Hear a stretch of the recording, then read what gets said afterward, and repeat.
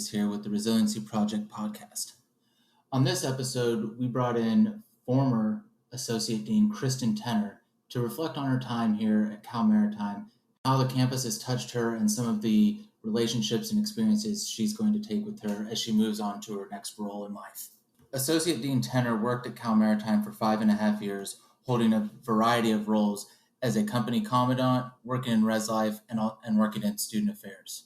The peer health educators were very excited to get Associate Dean Tenner onto the podcast so they could all reminisce on some of the ways she had impacted their life and learn about from her experiences how you, the students, had impacted her life. We had a fun, free-flowing conversation that we can't wait for you guys to hear. So without further ado, let's get to myself and my co-hosts, Nate Bond, Matthew Venegas, and Angelica Matos, as we talk to Associate Dean Tenner.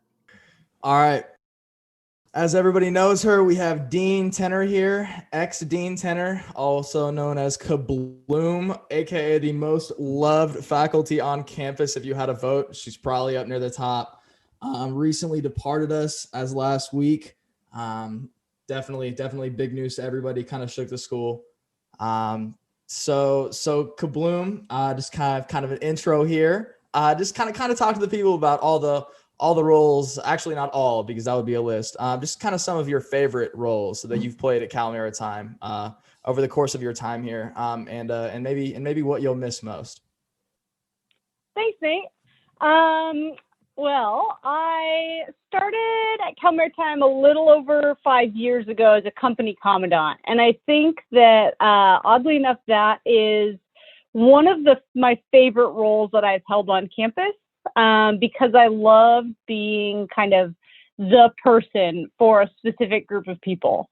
I started with the engine company and shifted over to NPM. I won't show favorites one way or the other, but I really enjoyed being able to kind of pull together the core leadership, and then just if people didn't know where to go, then they came and found me. I transitioned to head commandant for a hot second, and then transitioned to the Associate Dean of Student Engagement after that, where I was for about 2.5 to 3 years. And that position allowed me to kind of broaden my scope and my portfolio, and was much more in line with my student affairs background. So my master's degree was in higher ed and in student affairs, and so this position allowed me to take on things in that realm on an everyday basis. I do think that having been a commandant was a major asset for me. Having sailed, having gone on international experience, knowing how to wear the uniform, I think that really helped me. But when I look back, I think you asked what I'm going to miss the most. I think it's going to be a combination of being there for the students, and the awesome people that I worked with. I mean, you know, the people across campus that are all there because they care, and that you can call when you're having a rough day, and those are the people that I'll really miss. Man, you didn't have to get me teary-eyed already, man. It's 5:10, man. We just started this within 5 minutes. That's ridiculous. Okay. Oh boy. All right. Well, I can definitely attest to the fact that it's exactly what you said. When people didn't know where to go, didn't know who to talk to, they did find you. And oh boy, that must have been a lot of people over the course of the years, because I know how many times it was me. You kind of speak to a lot of the great people that you did work with. Got Ryan Rodriguez here from Career Services. I'm sure you guys have had a few meetings together here and there. Ryan, you got any questions you want to ask ex-Dean Tenner? Yeah, Kristen, just kind of, you did a bunch at Cal Maritime, and it's such a unique campus and stuff. I mean, even compared to the other CSUs. And so what's like something that you found that was maybe surprising to you about the uniqueness that you're really going to take away from your time here at Cal Maritime? I think I did have a very nice kind of primer, if you will. Mr. Scranton, when I was first around campus, stopped me actually when I was interviewing and told me that if I was looking for a traditional student affairs experience, that this wasn't it, and that I would either love it or I would hate it. And I was there for 5.5 years. So I'd say I loved it for sure. I think that one of the biggest things that I will take away is more about knowing when and who to ask for help, and that it's not always in the positions that you think it's going to be. I think when I first started, I knew higher education and I knew residence life specifically, but I knew nothing about wearing a uniform or the Corps of Cadets. And while the company commandants that were there with me at the time were great teachers and very patient, the best teachers I had and the best resources I had and the folks that I, never hesitated to ask a question because it didn't sound stupid were the cadets. And that was definitely not something that I was used to before being at Maritime. I think that's something that I kind of kept as I went along. Not necessarily, I figured out how to wear the uniform, and I figured out what the Corps of Cadets was. But when there were times that, I didn't know if I was making the right decision or I didn't know if I was communicating what the students wanted to hear, definitely utilizing the students as that resource to keep me pointed in the right direction. So I think not always just asking a supervisor for information and looking for different areas for input was a huge takeaway for me. So yeah, I think especially small schools, but Maritime in general, the closeness allows you to talk with a bunch of different people and get to learn about a lot of different people and learn from them. So yeah, definitely. Matt looks like he's got a little something on. That's absolutely right. Now, Dean Tenner, I wanted to say first and foremost that it was really nice to have you aboard a little podcast here, and you get to share some. We're really looking forward to hear some advice and experiences that you've gained over the years. So I wanted to ask that since you had an almost undisputed record of having a very good history with engaging with students, and you kind of developed this, understanding and relationship with, the cadets, freshman through senior year. I wanted to ask, what were some common pitfalls that you saw students go through, that some recurring challenges that you saw students go through that, maybe not necessarily through their fault or through any particular means, but what were some recurring issues that you kind of saw, or struggles that students had essentially? I think a big one is not letting folks know when they were struggling, either because of some combination of pride, because they were worried about their licensing, because they are pretty guarded and don't want other people in their personal lives. But I think that there are students that are going through a variety of things in their personal lives that come and impact their academic lives. And sometimes the campus can help and sometimes they can't. But if somebody on the campus knows, then there's, the possibility of either helping them, of connecting with professors, of connecting them with other resources that might be of use to them, all that kind of stuff. And I think that there are students all over the place that, we see folks that have a loved one pass away, or they have issues sleeping, or they are in some type of financial burden, and they either don't know where to go that can provide help, or there's a hesitation to do so. And then I think once we connect them with resources, then they're like, oh, I should have done this sooner, or I didn't know that was an option, or I didn't know that anybody else could help me with this. And so I think there are common things, people forget to set their alarm clock and don't go to formation, or they miss a watch, or people do college things and maybe drink too much, or, those types of things. And there's some good lessons in there and some growth that happens. But I think that there are some definite things that our students get faced with that they don't have to face alone, and they think they do. I can say I think I've learned, I faced a couple of those issues and learned the hard way, definitely. So it really does speak to me, I'll tell you that much, honestly. Oh, man. But no, it is very critical. It's very important to address that, there's sort of like I don't want to say it's like an atmosphere about like students that go there, but I think I can't help but wonder why, I guess why students feel like that their issues, or that they don't want to like share with their issues or anything like that. But it is very helpful and very insightful to know that, the resources are there, and it's the first step starts with yourself, Yeah, and sometimes it requires finding the right person that you trust in order to share that information with. I think about some of the stuff that I went through in college eons ago.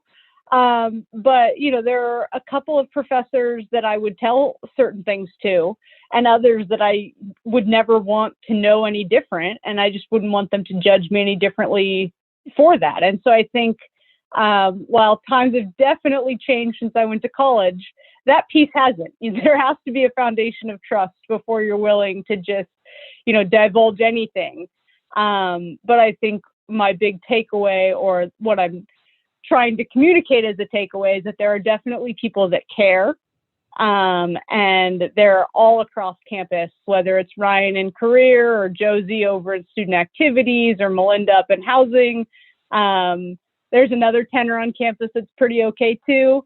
I think that there are people that can match up with the different personality types and can gain that trust over time. It's just about that connection. No doubt. No doubt. Yeah, you're speaking about that other Tenner. Yeah, hell of a guy from Lodi, California. Lodi, California, baby. It's my hometown as well. The 209? Got to give it the 209, baby. The 209. Got to give it up. Got to shout it out. So Dean Tenner, we've talked a little bit about your past, obviously how instrumental you've been in the lives of so many students, and it's really indescribable. There's no way we can put that into words. But just kind of talking about your future a little bit for a lot of people who are genuinely interested in you as a person, which is quite a long list. What are you going to be doing in the future? And is it related at all to what you did at Cal Maritime? So what's that going to look like? Just kind of paint that picture for us. Yeah, well, I think I've had the opportunity to do a little bit of everything.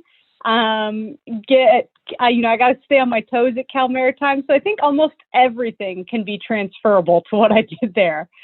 But I will be taking an intentional step back. I'm going to be doing project management for an advertising and communications company in Fairfield.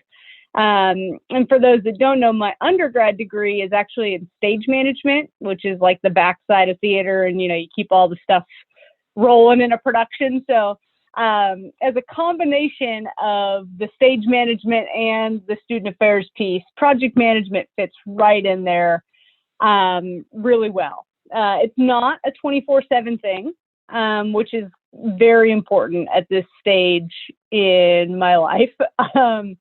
I want to be able to look at starting a family, but also, my brother's having a baby in the next month.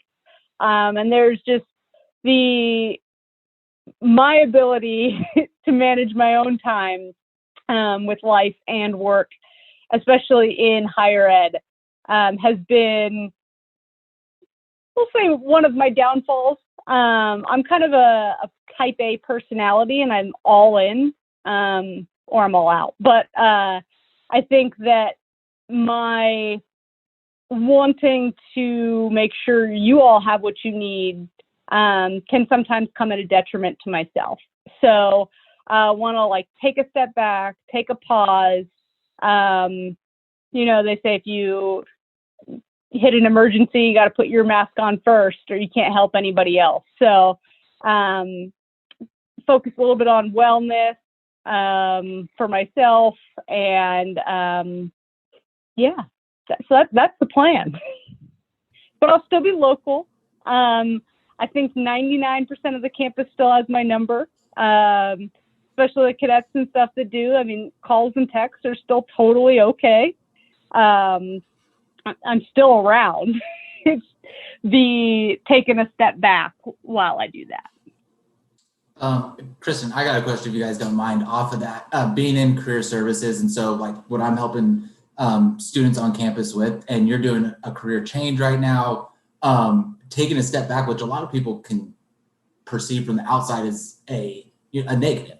But you're talking about how it's potentially going to give you some more work-life balance and be able to do other things. So just like talk about that process a little bit, and maybe like how you maybe came to be okay with like, okay, I like this at Cal Maritime, but I'm going to take this step back, and how that process has been for you, because I think that'd be good for students to hear now or in the future in life.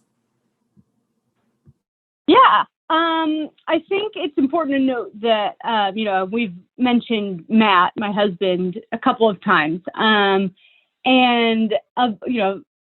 Every decision that we make in that regard is going to be a joint decision. So we've been kind of talking about where we're at and where we're at in life, I guess, for a bit of time, and trying to figure out what our next move is. And when I took the associate dean position, it wasn't necessarily something that I saw coming. It just kind of happened. And the next thing I knew, it was 2.5 years later. So as things have kind of spun up, like I mentioned, my brother is having a baby. And so that was kind of a like, okay, my brother's 3 hours away. How easy is it going to be to just like steal away and go see our new niece or nephew? And so more and more conversations have happened, I'd say, over the last 6 months. And then the position that I'm going to be taking, it just kind of presented itself. And in talking about whether it was going to be what was best for us, we wanted to make sure that it was, something that was going to allow, not going to like, how do I phrase this correctly? Take a step back, but then if I want to accelerate my career at another time, to be able to do that as well. But we didn't want to regret not taking this step if we like looked back in 10 years. So I think it's a calculated move. A step back obviously includes some form of pay cut. So we had to run our numbers and our budget and make sure that we weren't cutting it too close. But deciding whether the step back and the cut was worth what we would get in time. Right now, going in the position that I was in, if there's any incident in the res halls after hours, there's a 2 a.m. phone call there. If there's any type of emergency, we're on Zoom meetings immediately. And that's kind of the nature of the beast. And that's where I gathered some of my sense of purpose. But that also means that it's hard to plan for the rest of life. So, yeah, I don't know if that actually answered your question, other than to say that there was a lot of reflection involved and a lot of deciding if this was the right position that would not like make me stagnant, but allow me to grow in the future as well. Yeah, definitely. I mean, I think I have conversations with students like that all the time. Is like you're weighing a bunch of different things when it comes to your career and life, that the moves, the hierarchy and order of things might change as you learn new things, want to do different things. So yeah, I think that was great to hear. And Dean Tenner, I know it is 5:25. I promised I'd get you out of here by 5:25, and I will honor that. But I will leave you with 2 things. I think it's beautiful that you guys made that decision. You have a heck of a husband. He's a great dude. He's a great boss. He's a great everything. We, as a whole student body, have nothing but the best wishes for you guys. And then I will also say that I think you're 100% right with the assessment of you being a type A personality. My mother was very similar, but it made her a hell of a mother. So I'm really excited for you, and I'm excited for everything you guys are going to do. And I know I speak for the whole campus, faculty and students alike when I say that. So genuinely believe us. And thank you for coming on this. We are incredibly grateful that you took the time. Well, thank you very much. I appreciate that.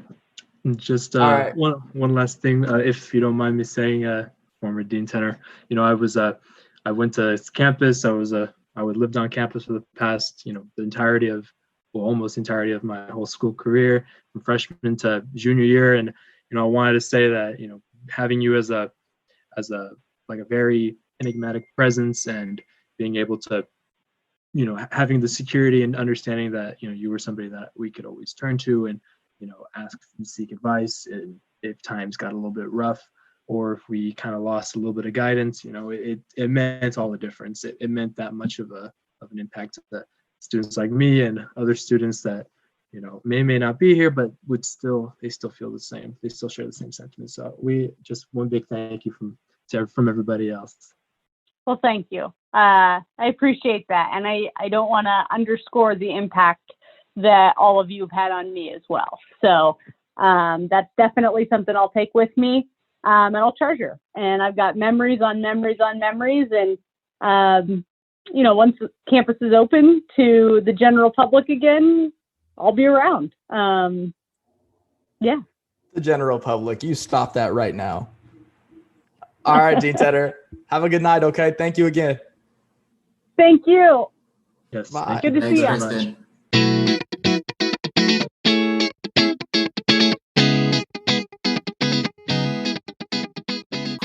Well, I think I can speak for the rest of us that we could have had that conversation going for another 20 minutes. It was a bummer that Dean Tenner had to run off, but we greatly, greatly appreciate her for taking some time out of her day to come and talk with us and reminisce on her time at Cal Maritime.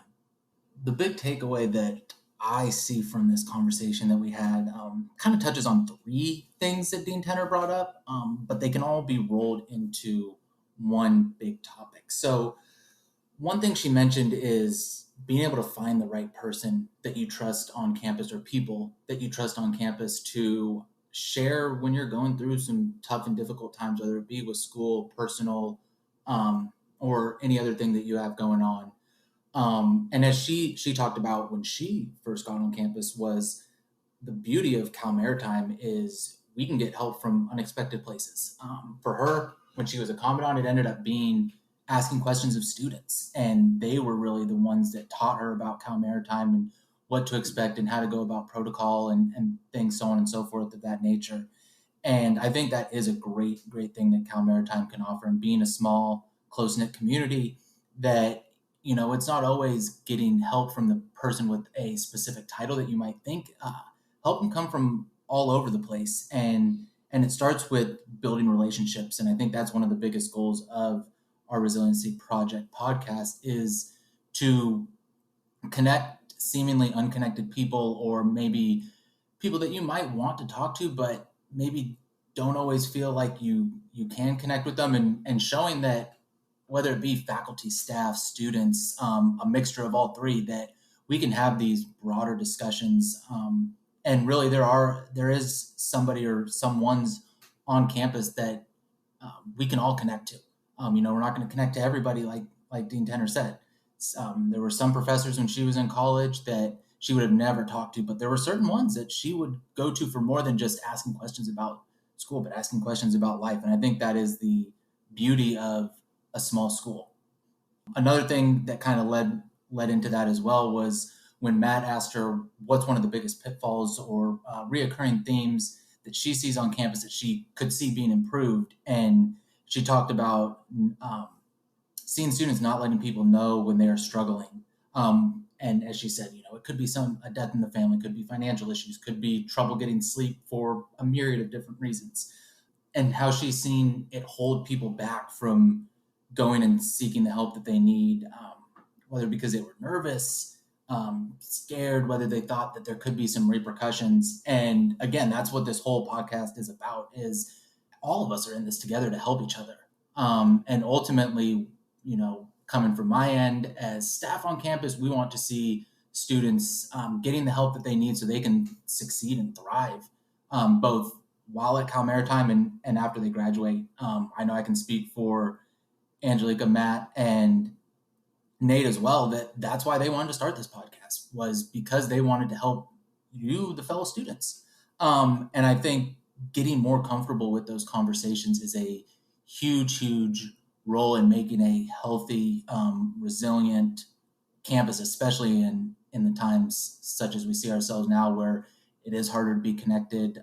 We're not all together on campus, and sometimes it might take a little extra effort. But really finding those people that we trust, that we feel like we can talk to, again, not always going to be maybe what their title suggests, but it's just somebody that you've created a more personal connection relationship with, that whether they might be able to help you or connect you with the resources that are on campus that are in place.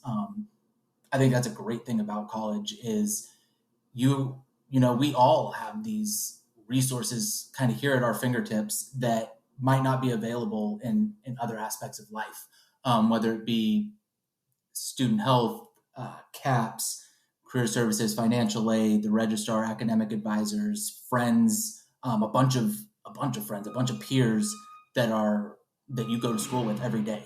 So I think I just wanted to touch on that before I close out. Finding those people you trust on campus and being able to open up when you need help, not feeling like you can't talk to them, and whether they can help you or direct you to the resources that we do have on campus.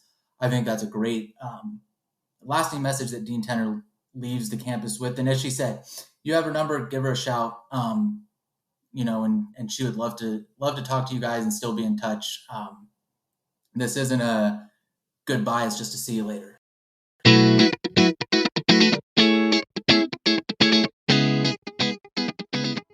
Hi, I am Joellen Meislick, Community Engagement at Cal Maritime.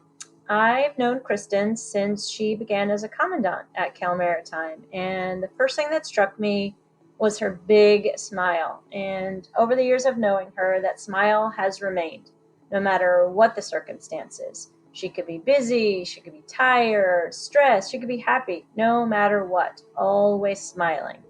And that smile matches her can-do attitude. She's always willing to help, always there for students day or night.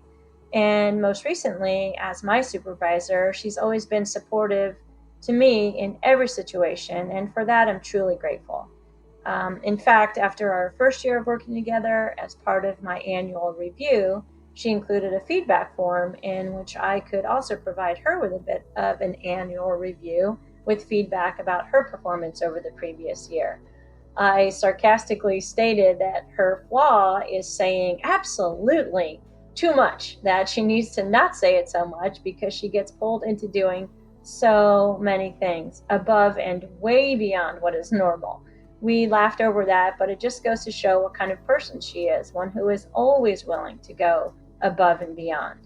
And although she will be greatly missed on campus by students and coworkers alike, I think we're all happy that she's taking some time to take care of herself and explore new and exciting opportunities. So although I'm sure she will always be the absolutely kind of person, hopefully she can keep it in check and really take good care of herself moving forward.